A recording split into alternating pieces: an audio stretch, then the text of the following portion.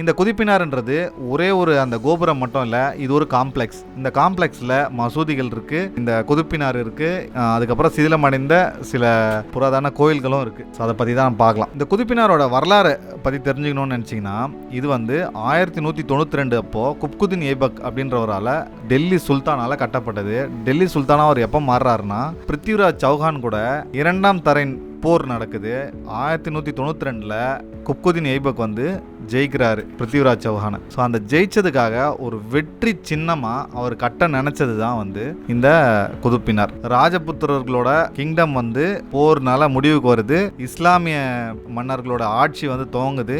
அந்த கொண்டாடும் விதமாக தான் அவங்க இந்த குதுப்பினாரை கட்ட ஆரம்பிச்சிருக்காங்க. இந்த குதுப்பினாரோட ஹைட் என்னன்னு பார்த்தீங்கன்னா, கிட்டத்தட்ட 72 மீட்டர் ஹைட்டு. அதாவது அடியா சொல்லணும்னா 238 அடி. இதில் ஏறணும்னா 379 ஸ்டெப்ஸ் இருக்கு. கிட்டத்தட்ட ஒரு 5 மாடி இருக்கு. ஒவ்வொரு மாடிக்கும் பால்கனி வச்சு கட்டியிருக்காங்க. இது எல்லாமே ஒரே டைம்ல கட்டிட்டாங்கன்னா இல்ல, முதல்ல குப்குதீன் ஐபக் கட்டினாரு. அதுக்கப்புறம் அவங்க வாரிசுகள் இதுக்கு மேல கட்டிட்டு போனாங்க.